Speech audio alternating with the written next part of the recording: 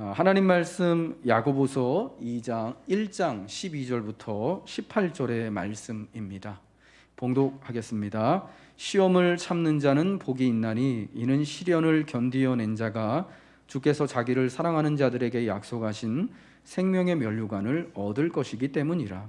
사람이 시험을 받을 때에 내가 하나님께 시험을 받는다 하지 말지니 하나님은 악에게 시험을 받지도 아니하시고 친히 아무도 시험하지 아니하시느니라. 오직 각 사람이 시험을 받는 것은 자기 욕심에 끌려 미혹됨이니 욕심이 잉태한즉 죄를 낳고 죄가 장성한즉 사망을 낳느니라. 내 사랑하는 형제들아 속지 말라. 온갖 좋은 은사와 온전한 선물이 다 위로부터 빛들의 아버지께로부터 내려오나니 그는 변함도 없으시고 회전하는 그림자도 없으시니라. 그가 그 피조물 중에 우리로 한 천 열매가 되게 하시려고 자기의 뜻을 따라 진리의 말씀으로 우리를 낳으셨느니라. 아멘. 시험은 인생의 기본값입니다. 야고보서는요, 우리에게 여러 가지 시험을 만나거든. 그리고 또 각 사람이 시험을 받는 것은 이라는 표현을 통하여서 우리에게 사실은 인생의 어느 때를 살아가든지 간에 시험이 없는 순간은 없음을 말씀해 주고, 이 땅에 호흡을 하면서 살아가는 모든 사람은 다 시험을 만나고 있음을 알려주고 있습니다. 그런데 어떤 시험은요, 그것을 잘 인내함으로 복이 되기도 하여 생명의 면류관을 얻는 결과를 가져오기도 하고, 또 어떤 종류의 시험은 죄와 사망을 가져오기도 한다라는 것이에요. 오늘 보면 야고보서 1장 12절에요. 시험을 참는 자가 복이 있나니 이는 시련을 견디어낸 자가 주께서 자기를 사랑하는 자들에게 약속하신 생명의 면류관을 얻을 것이기 때문이라 라고 말씀하고 있습니다. 이를 통하여서 시험은 참는 것이다, 견뎌내는 것이다, 인내하는 것이다 라는 것을 말씀해 주고 있습니다. 인생에, 특별히 인생 시험에 뒷길은 없습니다. 뒷문은 없어요. 쉽게 통과하는 하이패스가 존재하지 않는 거예요. 그저 누가 말한 것처럼 살다 보면 사라지고 살면서 견뎌내는 것이 인생의 굽이굽이 여러 가지 또 인생의 순간마다 만나는 시험들이고, 우리 모든 사람들이 만나는 시험이 각각 그 종류는 다르지만 내가 스스로 누가 대신 해줄 수 있는 것이 아니라 내가 스스로 참아내고 견뎌내고 살아내야만 하는 것이 시험이다라는 것입니다. 이 인생의 시험의 목표는요, 주님을 사랑하는지 확인하는 것입니다. 이 시험을 통하여서 과연 내가 주님을 얼마나 사랑하는지를 하나님이 보기 원하시는 것이고, 각각의 우리가 만나는 그 여러 가지 시험과 또 시험의 단계들, 시험의 상황들을 통하여서 조금씩 더 주님을 사랑해 가고 있음을 경험하고 배우게 되는 것이죠. 창세기 22장 12절의 말씀, 아마 아브라함이 이삭을 하나님이 말씀하신 곳에서 번제로 잡아 드리려고 하는 그 장면을 여러분이 잘 아실 것입니다. 하나님이 그 아들 이삭을 아브라함에게 바치라고 했을 때 아브라함은 이삭을 데리고 하나님이 정하신 산에 오르죠. 그리고 마침내 그 아들을 결박하고 칼을 높이 들고 그를 잡으려고 할 때에 하나님의 사자가 급박하게 아브라함을 부릅니다. 아브라함아, 아브라함아, 그 아이에게 내 손을 대지 말라. 그에게 아무 일도 하지 말라. 내가 내 아들 내 독자까지도 내게 아끼지 아니하였으니 내가 이제야 내가 하나님을 경외하는 줄을 아노라. 하나님은 그때서야 아브라함이 하나님의 말씀에 따라서 백세에 얻은 그 귀한 아들을 하나님의 뜻에 따라 잡으려고 할 때, 그때야 비로소 이제야 아브라함이 하나님을 경외하는 줄을, 아브라함이 하나님을 사랑하는 줄을, 자기 독자 이삭보다 더 귀하게 여기고 사랑하는 줄을 이제야 아셨다라고 말씀하는 거예요. 여러분, 이와 같이 이로 보건대 우리가 시험을 당하는 거, 여러 가지 인생에서 시험을 만나고 우리 각 사람이 각각의 인생의 단계에 맞추어서 시험을 만나는 것, 정말 내가 하나님을 사랑하는지, 특별히 우리 믿는 이들에게는 하나님이 그것을 보시기 위하여서 시험이 주어진다라는 것이죠. 여러분, 하나님이 아브라함이 하나님을 사랑하는 줄 그럼 그 전에는 모르셨겠습니까? 아브라함이 하나님을 경외하는 줄 하나님이요, 아브라함이 이삭을 잡으려고 할 때는 하나님이 모르신 겁니까? 이거를 교리적으로 본다면은 굉장히 복잡해요. 하나님은 우리 칼빈주의 교리에 따라서 전지전능하신 분인데 모든 것을 다 아시는데, 이전에도 아셨겠죠. 근데 여러분, 성경이 우리에게 분명하게 전해주는 것은 내가 이제야 하나님을 경외하는 줄 알았다. 지금 이 시험의 상황, 하나님이 말씀하신 것대로 지금 그 귀한 독자 이삭을 바치려고 하는 그 모습을 통하여서 내가 나를 사랑하는 줄로 이제 내가 인정한다. 도장 꽝 찍어줄게. 너는 이 부분에 있어서는 이제 패스야 라고 하나님이 말씀하시는 것이죠. 여러분, 그래서요, 우리가 여러 가지 시험을 만나는 것, 그 시험을 참아내며 견뎌내며 살아가는 이유는 뭐냐? 과연 그 시험의 단계들을 통하여서 하나님이 나에게 어떤 분이신지를 내가 그때그때마다 깨닫고 경험하고, 정말 내게 있는 모든 것들보다 더 하나님을 사랑함을 배워나가는 거예요. 그를 통하여서 정말 하나님을 사랑하는지 우리의 인생이 확인되어지는 것임을 믿으시기 바랍니다. 시험을 참는 자가 받는 복은 생명의 면류관임을 말씀하고 있습니다. 이 복이 있다라는 거, 시험을 참음으로 받는 복이 있다라는 표현은 언약 용어예요. 하나님과의 의로운 언약 관계에서 나오는 웰빙을 성경은 복이라고 말씀합니다. 그러니까 사람과 맺는 관계에서, 땅과 맺는 관계에서, 세상과 맺는 관계에서의 번영이나 번성과는 사뭇 거리가 있는 복이에요. 시편 1편에서 복 있는 사람은 악인의 꾀를 쫓지 아니하고 의인의 길에 서지 아니하며 라는 그 복 있는 사람에 관한 선언이요, 거기서 오직 복 있는 사람은 여호와의 율법을 즐거워하며 주야로 그 율법을 묵상하는 사람, 그래서 악인의 꾀를 따를 여지가 없는 지혜로운 사람인데, 바로 그 복이 악인의 꾀를 따를 여지가 없는 지혜로운 사람이 누리는 관계를 복이다라고 정의하는 거예요. 그런 면에서 복을 달리 표현하자면 생명력인 거예요. 생명력. 생명을 생명답게 하는 것이 복입니다. 하나님을, 또 나를 지으신 분으로 하나님으로 섬기고 내가 그 하나님 안에서 온전하고 영원한 생명을 가진 그 하나님 안에 기대어 있을 때에만 내 생명이 온전하고 푸르름을 고백하는 것이 바로 복인 것이죠. 생명의 면류관은요, 운동 경기 중에 또 1등하여 승리한 사람이 받은 그 면류관처럼, 올림픽 금메달처럼 영광스러운 생명을 가리키는 것입니다. 그러나 그것이 생명의 면류관이기 때문에 결코 사라지지도 않고 또 없어지지도 않는 영원토록 우리를 영광스럽게 하는 것이죠. 시험을 참는 자에게 하나님은 그러한 생명의 면류관을 주신다라고 약속하고 계십니다. 이와 같은 약속이 요한계시록 2장에 나와 있는 소아시아 7교회 중에 두 번째 교회였던 서머나 교회에게 주어졌고, 주님은 보좌 위에, 높은 보좌 위에 앉으신 그 주님이 서머나 교회를 이렇게 격려하셨습니다. 계시록 2장 9절부터 10절에 이런 말씀이 있죠. 내가 죽도록 충성하라. 그리하면 내가 생명의 면류관을 내게 주리라. 내가 죽도록 충성하면 생명의 면류관을 서머나 교회 교인들 여러분에게, 그리고 또 이 말씀을 받는 모든 세대의 그리스도인들에게 허락하시겠다라고 보좌 위에 앉으신 주님이 그렇게 선포하신 거예요. 근데 여러분, 서머나 교회의 상황이 어땠는지 그 에베소서 2장을 보면은 우리 분명히 아는데, 주님이 그 교회를 설명하시면서 그래요. 내가 내 환난과 궁핍을 아노니. 에베소서 2장 9절에 나오죠. 죽도록 충성하라. 생명의 면류관을 내게 주리라. 그 바로 앞에 나와요. 내가 내 환난과 궁핍을 안다. 서머나 교회는요, 예수 믿는 믿음 때문에 큰 박해와 시험을 받는 교회였습니다. 믿음이 언제나 시험거리가 돼서 세상을 사는데 굉장히 어려움, 먹고 사는데도, 자녀를 양육하는데도, 또 사회생활하는데도 굉장히 걸림이 되는 교회였습니다. 어려웠어요.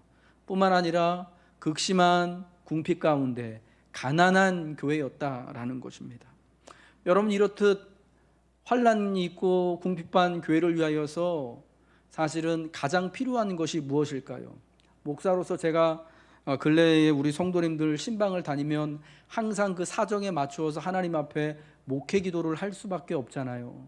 아프신 분들을 놓고는 근래에야 뭐 병원에 입원하셔도 수술하셔도 참 찾아뵐 수 없는 게 너무 안타까운데 같이 전화통을 붙잡고 하나님 수술 잘 되게 해주시고 경과가 좋게 해주시고 아무튼 하나님 잘 치료가 일어나서 빨리 회복되게 하옵소서.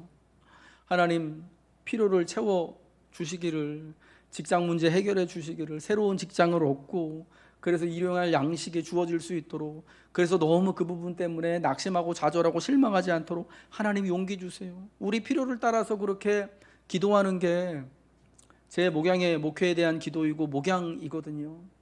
여러분 주변에 이렇듯 환란이 있고 궁핍한 극심한 가난 가운데, 아니 코로나 때문에 건강과 안전이 굉장히 위협받고 코로나 때문에 이렇게 막 뚝뚝 떨어져서 서로 왕래도 못하고 만나보지도 못하는 외로운 분들이 있다라고 생각을 해보세요. 더군다나 일도 못하고 하는 그런 상황에 계신다면 여러분 그분들을 위해서 어떻게 위로하고 어떻게 격려하시겠습니까? 그냥 그 상황이 너무 안타깝고 그냥 애통하고 같이 긍휼히 여기는 마음이 막 일어나죠. 하나님 제발 새로 일할 수 있게 해주세요. 여러분 기도하지 않겠습니까? 하나님 제발 일으켜 주세요라고 건강을 위해서 기도하지 않겠습니까? 하나님 저 산이라도 좀 옮겨 주셔가지고 살아갈 수 있게 해주세요. 길 좀 내주세요. 우리가 애통하는 마음에, 긍휼히 여기는 마음에 그렇게 기도한다라는 겁니다. 여러분 우리 주님, 우리가 이런 긍휼이 많으신, 사랑이 많으신 우리 주님께 배웠어요. 주님께 받았어요. 우리 복음서에 나오는 예수님의 모습은요, 언제나 긍휼이 많으신 분이에요. 함께 애통하시는 분이에요.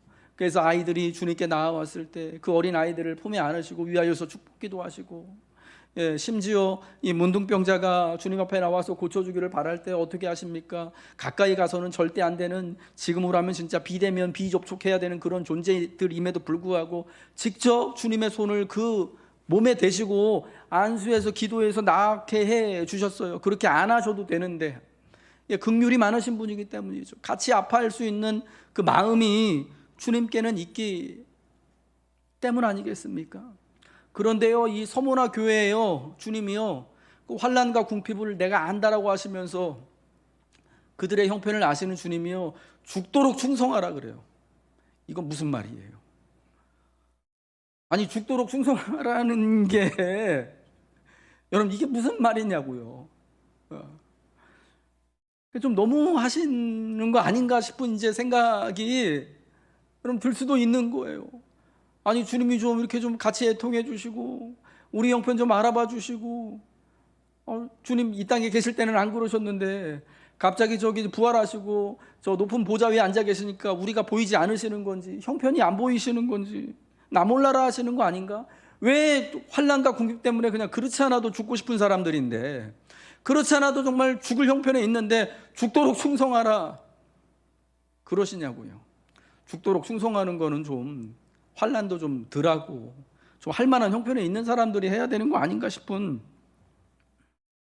여러분 그런 마음이잖아요. 여러분 목사가 정말 힘든 형편 가운데 있는 분들한테 가서, 시험 가운데 빠져 있는 분들한테, 인생의 크고 작은 시험 때문에 너무 힘들고 괴로우신 분들한테, 궁핍하고 가난한 분들한테 가가지고 죽도록 충성하십시오 하면 여러분 좋아하시겠어요? 제가 만약에 그렇게 기도를 하면은, 제가 그런 요구를 하면 전 진짜 나쁜 목사지요. 저는 감히 그렇게 못해요. 우리는 그렇게 못해요. 왜냐하면 그 형편과 사정을 너무나 잘 알기 때문에. 근데 여러분 그럼 주님은 그런 거 몰라서 지금 서머나 교회 교인들 그렇잖아도 환난과 궁핍 때문에 정말 죽을 지경인 사람한테 죽도록 충성하라 하시는 겁니까? 주님이 긍휼이 없어지셔서요? 아니요. 긍휼이 많으신 주님이 볼 때요, 정말 그들에게 필요한 거, 이 환난과 궁핍 가운데 있는 이 교회와 교우들에게 필요한 것이 죽도록 충성하는 것임을 주님이 아시는 거예요. 그래서 정말 더 좋은 것, 환난과 궁핍을 지나고 나서 정말 아무도 빼앗아 갈 수 없고 오롯이 하나님과의 관계에서 영원토록 내가 영광스럽게 누릴 생명의 면류관이 주어져야 하기 때문에 그럼 그런 말씀을 하시는 것 아니겠습니까? 생명의 면류관을 그들에게 허락하여 주시기 위하여서 긍휼이 많으신 하나님, 누구보다도 애통해 하시면서 아파하시는 주님이여, 죽도록 충성해라. 그리하면 내가 생명의 면류관을 내게 줄 것이다. 죽도록 충성할 수 있도록, 이 환난과 궁핍 가운데서도 충성할 수 있는 힘과 에너지와 용기와 모든 것을 허락하시도록 내가 도와줄게, 내가 붙들어 줄게라고 주님이 여러분 말씀하시는 거 아니겠습니까? 그리하여 우리 모두가 비록 환난과 궁핍 가운데 있지만 코로나로 인하여서 비대면하고 비접촉하고 다 홀로 뚝뚝 떨어진 섬과 같은 아주 힘들고 괴로운 그런 상황 가운데 놓여 있지만, 이 시험을 통하여서, 시험을 참음으로 하나님이 약속하신 생명의 면류관을 모든 성도가 누리도록 하시는 것이 우리 주님의 뜻인 줄 믿으시기 바랍니다. 이제 13절의 시험은 좀 다른 종류의 시험인 것처럼 보입니다.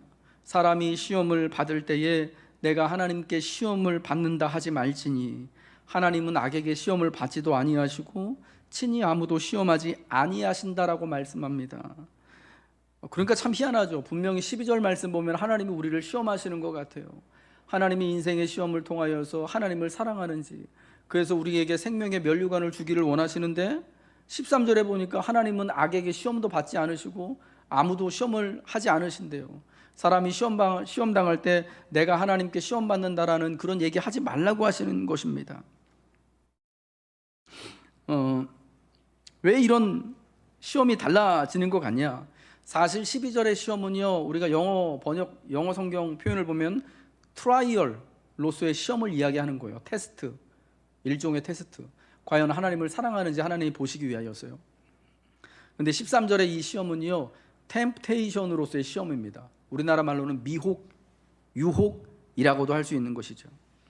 그러니까 친히 아무도 시험하지 않으신다고 하실 때 그 지금 13절에 말하는 시험은요, 누군가를 해칠 목적으로, 해할 목적으로, 망하게 할 목적으로 미혹하는 것을 의미하는데, 하나님은 누군가 해치기 위해서 특히 그 사랑하는 자녀들을 곤란에 처하도록, 망하게 하도록 유혹하지, 시험하지 않으신다라는 말씀이에요. 왜? 하나님은 그럴 이유가 없기 때문이죠. 그 이유, 하나님은 왜 그럴 이유가 없냐를 17절과 18절에 말씀하고 있는데, 온전히 좋은 은사들과 온전한 선물들이 저 하늘에 계신 빛들의 아버지로부터 우리에게 다 주시기 때문에 그렇다라는 거예요. 하나님이 선하신 아버지로서 좋은 것들과, 오직 좋은 은사들과 온전한 선물들을 우리에게 부어주기를 원하시는 것이 하나님의 마음이지, 이 시험을 통하여서 망하게 하고 무너지게 하고 피 흘리게 하고 사망에 이르도록 하는 것이 하나님과는 전혀 맞지 않다라는 것을 말씀하는 것이죠. 그러므로 시험 당할 때 하나님이 나를 시험하시는구나라고 말하지 말라는 거예요. 사람이 시험을 당하는 이유, 템프테이션으로서의 미혹당하고 유혹당하는 시험을 당하는 이유가 오늘 성경을 보니까 자기 욕심에 끌려 미혹되기 때문이다라고 말씀하고 있습니다. 오직 각 사람이 시험을 받는 것은, 유혹당하는 것은 자기 욕심에 끌려 미혹되기 때문입니다. 여기 욕심에 끌려서 미혹되다라는 것은 여러분 낚시를 생각하시면 아주 좋은 그런 은유가 될 것 같습니다. 혹시 우리 성도님 중에도 낚시 좋아하시는 분들이 있는지 모르겠습니다. 낚시할 때요, 물고기를, 특히 큰 물고기를 낚시하려면은 그냥 미끼, 지렁이 이런 거 끼는 게 아니라 루어 낚시 이런 거는 정말 살아있는 조그만 물고기처럼 보이는, 화려하게 보이는 그런 찌들을 이렇게 이용하잖아요. 진짜 그냥 봐도 너무 멋있어 보이고 팔딱팔딱 움직이는 것 같은 그런 찌들을 사용한단 말이에요. 그걸로 물고기들을 유인하는 거예요. 그래서 물고기가 자기가 잡혀서 죽는지도 모르고 그 찌로 이렇게 막 달려들다가 날카로운 낚싯바늘에 이렇게 덥석 걸리게 되잖아요. 그거를 사람이 욕심에 끌려서 미혹되는 것으로 그려준다라는 겁니다. 끌리다라는 것은 어떤 정욕이 잘못된 대상을 향해 잘못된 방향으로 이끌려가는 모양을 나타내는 거예요. 마치 그 화려하고 멋있어 보이는 그 찌에 물고기가 낚여가지고 그걸 덥석 물었더니 이제 이거를 물어가지고 이 찌를 물어가지고 막 피도 철철 나고 막 아프고, 내가 이쪽 방향으로 끌려가는 방향으로 끌려가면은 마침내 들려 올려져서 죽게 될 텐데 그 잘못된 방향으로 막 가게 되어지는 거예요. 결국 덫에 걸리는 모습이 미혹되는 거예요. 끌려가는 거예요. 자기 욕심이 이 시험의 이유다. 유혹으로서의 시험의 이유임을 말씀합니다. 여러분, 사실은 하나님이 우리를 사랑하시는지를 확인하기 위한 그 시험도요, 우리의 욕심이 거기에 결부되어지면, 우리의 탐심이 거기 들어가게 되면 사실은 우리를 사망으로 이끄는 유혹의 시험이 될 수도 있다라는 겁니다. 결국 하나님 때문이 아닌 자기 욕심 때문에, 나 때문에 미혹의 시험, 정욕으로 인하여서 끌려 들어가서 죄와 사망에 이르게 되어지는 시험을 당하게 된다라는 거예요. 자기 때문에 스스로 유혹의 시험을 받게 되는 거예요. 여러분, 그래서 사람이요, 시험 당할 때 내가 하나님 때문에 이렇게 시험 받는다, 하나님이 나에게 이렇게 정말 고통을 주셨다, 다 모든 게 하나님 때문이다 라고 말하기 전에요, 한번 스스로를 냉정하게 바라봐야 되는 거예요. 이게 진짜 하나님 때문인지, 하나님이 날 죽이게 하시려고 철철 피 흘리게 하시려고 하는 건지, 아니면 사실은 하나님은 나를 축복하시고 나를 복되게 하시기를 원하셨는데 내가 내 욕심에 끌려가지고 지금 이렇게 죄에 확 낚여가지고, 낚시하는 사단에 낚여가지고 이렇게 지금 사망에 이르게 되는 건 아닌지를 보아야 한다라는 거죠. 여러분, 욕심은 어떤 것입니까? 우리를 그 유혹의 시험으로 이끌어서 마침내 사망과 죽음에 이르게 하는 그 욕심은 무엇일까요? 자신의 마음, 자신의 원함과 욕구를 충족시키고자 하는 것을 하나님의 말씀에 순종하는 것보다 앞에 두는 것이 욕심이에요. 이때 욕구를 충족시키는 것을 삶의 절대적인 목표로 삼으면 하나님의 형상을 잃고 짐승이 돼버리는 것입니다. 우리는 너무나 자주 우리 주변에서 이렇듯 하나님의 형상을 잃고 자기 욕심과 자기 탐심에 이끌려서 짐승이 돼버린 사람들의 모습을 보게 되는 거 자주 보지 않습니까? 요즘 최근 계속 방송에 나오고 있는 그 구미 3세 여아 죽은 아이, 그 젊은 딸의 아이인 줄 알았더니 알고 보니까, 검사해 보니까 DNA가 친정엄마하고 일치해가지고, 그 진짜 말도 안 되는 그 사건, 말하기도 너무나 부끄럽고 참 이거 어떻게 얘기해야 되는지도 모르는 그 사건, 도대체 수사하는 분들도 이게 도대체 뭔 일이 일어난 건지도 모르고, 드라마보다 더 드라마스러운 일들이 일어나서 이제 이거 가지고 진짜 막 드라마 써도 될 것 같은, 여러분, 그런 상황들을 우리가 살면서 계속 만나는 거 아니겠습니까? 여러분, 그러한 일을 저지르고 그러한 일의 한가운데 빠진 사람들, 여러분, 사람처럼 보이지 않잖아요. 하나님의 형상을 다 잃어버리고 그냥 짐승보다 못한, 짐승이라고 말하기도 사실은 되게 짐승한테 미안한, 여러분, 그런 모습 아니겠습니까? 할 수 있는 여력이 있다고 해서 하고 싶은 대로 다 하고 갖고 싶은 것을 다 소유하려고 한다면 하나님과는 상관없는 사람이 됩니다. 자기 욕구를 충족하기 위해 타인을 희생시키거나 최소한 그들의 안위를 안중에 두지 않는다면 그는 하나님의 은혜를 아는 사람도 아닐 뿐더러 사실은 짐승보다 훨씬 더 못한 악한, 이미 사망의 올무에 빠져 있는 존재가 되어져 버리는 것이죠. 때로는 이 욕심 때문에요, 자기 욕심, 이 탐심 때문에 하나님이 허락하신 선하신 것, 원래는 하나님이 나를 복되게 하시고 하나님과의 관계에서 나를 축복하시기 위해서 허락하신 것도 복된 삶의 조건이 나를 시험하고 유혹하고 죽게 만드는 것이 되기도 합니다. 에덴 동산의 선악과가 그 대표입니다. 선악을 알게 하는 나무는 하나님이 마련하신 완벽한 낙원의 한 구성을 이루는 일부입니다. 종종 사람들이 그런 질문을 합니다. 아니, 그러면 선악과를 왜 그 낙원에 두셔가지고 에덴 동산에 두셔서 그거 먹고 죄짓게 하냐, 그거 트릭 아니냐, 그럼 에덴 동산에 선악과도 있고 거기 또 유혹하는 마귀도 있었으면 거기가 낙원 아닌 거 아니냐, 온전하지 않은 것 아니냐, 이런 얘기들을 사람들이 종종 하게 되어집니다. 그러니까 선악과가 나쁘다라는 것을 전제하고 있는 거잖아요. 저 나무만 없었으면, 선악을 알게 하는 나무만 없었으면, 그 나무에 열매만 맺히지 않았으면 우리가 이렇게 고생하면서 시험 당하는 인생 살지도 않았을 텐데. 여러분, 그런 마음이 사람 속에는 있거든요. 그러니까 그 책임을 누구한테 돌리는 겁니까? 그거는 선악과한테 돌리는 거고 마귀한테 돌리는 거고 결국 하나님한테 돌리는 거거든요. 그런데 여러분, 하나님이 지으신 에덴 동산, 하나님이 두신 그 처음에 사람들을 두신 에덴 동산 그 낙원은요, 완전한 곳이었어요. 우리는 그렇게 믿음으로 고백합니다. 선악을 알게 하는 나무는요, 사실은 그 낙원을 낙원스럽게 구성하는 한 일부예요. 그 자체로는 나쁜 것이 아니에요.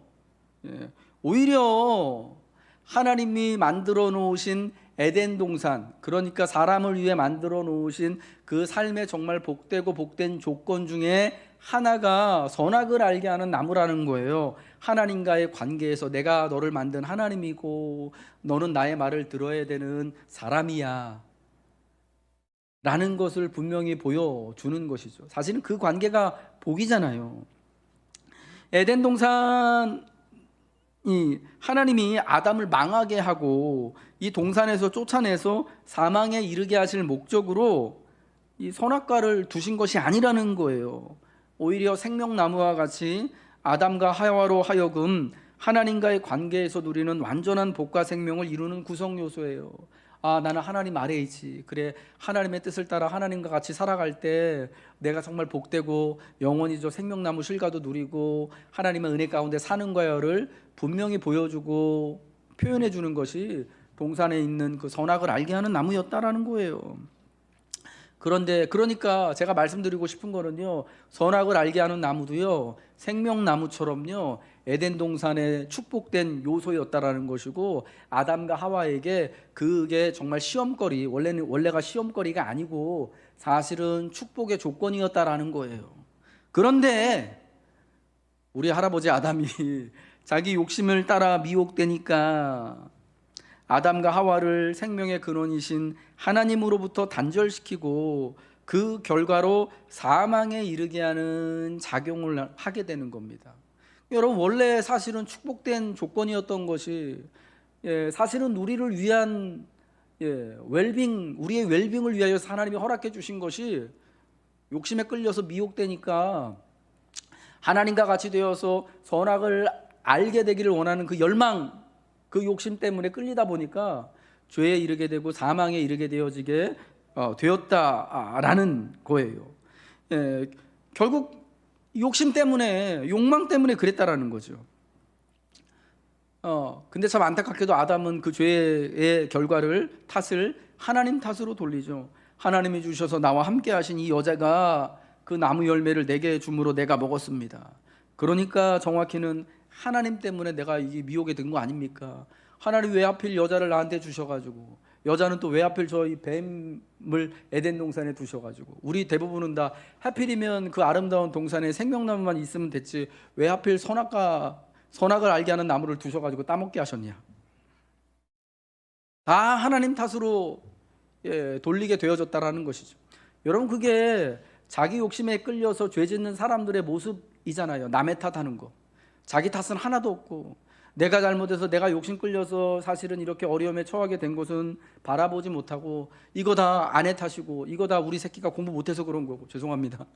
이거 다 교회 탓이고, 이거 다 사회 탓이고, 이거 다 정치하는 사람 탓이고, 이거 다 국회의원 탓이고, 이거 다 조상들 탓이고, 그러다 보면 이거 다 하나님 탓이고, 이렇게 되는 거 아니겠습니까? 그러나 여러분, 사실은 우리가 죄짓고 사망에 이르게 되는 것이 우리 욕심에 이끌려서 되었다라는 것을 우리는 분명히 깨달아야 하는 거예요. 그래서 더 이상 이 탐심에 휘둘리지 않고 자기 정욕대로 자기 욕심대로 살아가지 않기 위한 결단을 해야 되는 것임을 믿으시기 바랍니다. 욕심에 끌려 미혹되지 않으려면 어떻게 해야 할까요? 탐욕에 넘어가지 않기 위해 우리가 붙들어야 할 것은 무엇인가? 저는 오늘 성경을 통하여서 두 가지 말씀드리고 싶은데요. 첫 번째는 자기중심적 사고를 버려야 한다는 것입니다. 자기중심적 사고를 버리시기 바랍니다. 아담은 선악을 알게 하는 나무의 열매를 보고 먹음직도 하고 보암직도 하고 지혜롭게 할 만큼 탐스러워 보이는 그 열매를 먹으면 하나님처럼 되어 선악을 알게 될 것을 욕망했습니다. 선악과에 대한 말씀을 주신 하나님을 생각하지 못하고 그저 순전히 자기 편에서 내가 이거 먹으면은 하나님처럼 되겠다, 선악을 알게 되겠다라고 하는 그 자기 욕망에 끌리게 된 것이죠. 여러분, 그때 실패한 거예요. 반면에 아브라함은요, 100살에 어렵게 얻은 이삭을 하나님께 드리라는 시험에 직면했을 때 하나님께서 능히 이 이삭을 죽은 자 가운데서 도로 살리실 것을 생각하고 믿었습니다. 그러니까 자기가 얼마나 내가 고생해서 이 아들을 100세나 되어서 죽은 사람 같을 때 얻었는데 라는 편에서 생각하지 않고 하나님이 100살의 죽은 자와 같은 나에게도 이 아들을 주신 것처럼 내가 이 아들이 오히려 생명이 끊어진 가운데서도 하나님이 도로 살리실 것을 믿는다라는 하나님 편에서 생각하고 결단했을 때 그 시험을 이겨내고 아브라함뿐만 아니라 이삭과 이삭의 모든 후손들과 오고 오는 모든 믿음의 세대들이 다 하나님의 생명의 면류관을 누리는 놀라운 축복을 받을 수 있는 하나님의 약속을 성취하게 되었다라는 것입니다. 우리 사랑하는 교우 여러분, 그러므로 자기 중심적 사고를 멈추고 내 편에서 생각하지 말고 내 욕심에 휘둘리지 말고요, 하나님의 입장에서 하나님 중심적 사고를 하십시오. 하나님의 말씀에 입각하여서 하나님, 그럼에도 내가 하나님의 말씀에 순종하고 코로나임에도 불구하고 하나님 어떻게든지 간에 진실되게 예배드리기를 힘쓰고 기도하기를 힘쓰고 내 믿음을 다시금 무뎌진 내 삶과 믿음을 다시금 이렇게 예리하게 그리스도 예수로 말미암아서, 우리 예수님께서 그 모퉁이 돌 되시지 않습니까? 그 모퉁이 돌에 건축자들이 버린 그 돌이 모퉁이 돌 된 그 돌에 우리 자신을 이렇게 계속 연마하여서 날카로운 믿음이 있는 사람, 복된 그런 믿음이 있는 삶으로 우리를 갈아 나가야 한다라는 것입니다. 두 번째로는 온갖 좋은 은사와 온전한 선물을 아버지께서 주심을 믿으라는 거예요. 오늘 성경은 온갖 좋은 은사와 온전한 선물이 저 하늘에 계신 빛의 아버지로부터 우리에게 온다라고 말씀하고 있습니다. 요즘 우리 아이들이, 그 젊은 사람들이요, 잘 살기 위한 조건 중 하나로, 이건 거의 뭐 비관적인 것으로 이야기를 하는 거예요. 자기는 뭐 그렇지 못하기 때문에 하는 그 조건 중 하나가 뭐냐면 할아버지를 잘 만나야 잘 산다라는 거예요. 할아버지의 재력이 손주의 학력을 결정하고 할아버지의 부동산과 사회적 지위가 손주의 삶의 백그라운드가 된다라는 거죠. 그런 할아버지가 없는 사람들은 나는 그런 할아버지가 없고 그런 아버지가 없기 때문에 아무리 노력해도 안 돼. 아무리 내가 애를 쓰고 기를 써도 도저히 뭐 살 수 없다. 그래서 이생망이라고 이번 생은 망했다라고 스스로 푸념하면서 그냥 그렇게 사는 거예요. 여러분, 근데 그런 할아버지가 없는 사람들은 어떻게 하면 좋을까요? 우리 그런 할아버지 없잖아요. 감사하게도 온갖 좋은 은사와 온전한 선물이 다 위에 계신 우리 빛들의 아버지이신 우리 아빠 되신 하나님으로부터 내려온다라고 성경은 말하고 있습니다. 비록 내게는 그런 육신의 할아버지, 나한테 재력을 물려주고 내게 땅을 물려주고 내게 집을 물려줄, 내게 지위를 물려줄 할아버지는 없지만 내게 가장 온갖 좋은 은사와 온전한 선물을 위로부터 허락해 주실 하나님 아버지가 있다라는 사실을 여러분 기억하시기 바랍니다. 믿으시기 바랍니다. 하나님이 내게 가장 좋은 것들, 좋은 은사와 온전한 선물을 주시는 것을 기뻐하신다라는 것을 여러분 믿는다면, 우리는 이 하나님으로 말미암아서 탐욕에 휘둘리지 않고 시험에 빠졌을 때 그 시험 때문에 사망에 이르지 아니하고 도리어 하나님의 복을 누리게 될 줄로 믿습니다. 시험을 만날 때 하나님이 모든 좋은 은사와 온전한 선물을 하늘로부터 허락하심을 믿을 때 여러분, 그 사람은 욕심을 부리지 않게 되는 겁니다. 어느 때 욕심을 부리게 되는 겁니까?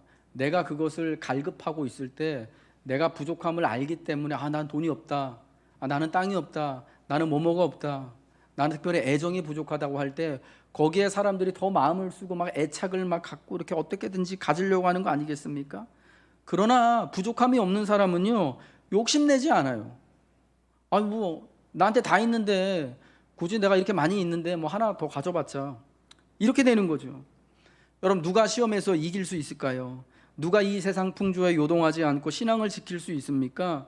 하늘 아버지의 선물, 그 좋은 은사와 온전한 선물을 하늘로부터 내려오는 그 선물을 맛본 사람이 여러분 탐심에 휘둘리지 않는 거예요. 세상 풍조에 넘어가지 않는 거예요. 시험을 당할 때 시험이 독이 되지 않고 오히려 복이 되어지게 되는 것이에요. 우리 사랑하는 성도 여러분, 오늘도 이 하나님 주시는 좋은 은사와 온전한 선물이 여러분을 위하여서 구비되어져 있는 줄로 믿습니다. 오늘 예배하는 우리에게 하나님이 이 좋은 은사와 온전한 선물들을 저 하늘로부터 우리에게 허락하여 주시는 줄로 믿습니다. 이제 말씀을 마치겠습니다. 시험을 만날 때 자기 욕심을 따라가면 죄와 사망에 이르게 됩니다. 시험을 만날 때 그 시험과 고난의 모든 결과와 이유를 내 욕심 때문인데도 불구하고 다 이건 다 하나님 탓이야 라고 하나님 탓으로 돌리게 될 때 시험은 우리를 죽음과 같은 상황으로 몰고 갑니다. 이것은 시험을 만나는 잘못된 태도입니다. 그러나 시험을 만날 때 하나님의 능하신 손 아래에서 참고 인내하는 것은 생명의 면류관을 얻는 복된 일이 됨을 믿으시기 바랍니다. 시험에 임하는 바른 태도는 참고 인내하는 것입니다. 하나님의 은혜를 더욱 사모하는 것입니다. 그리하여서 온갖 좋은 은사와 온전한 선물이 저 위로부터 빛들의 아버지께서 내게 허락하여 주심을 믿고 하나님을 사모할 때 이 시험이 우리에게 독이 되는 것이 아니라 도리어 더욱 하나님을 사랑함을 증거하고 하나님의 복이 되어지길 주님의 이름으로 축복합니다. 우리 그 자리에서 일어나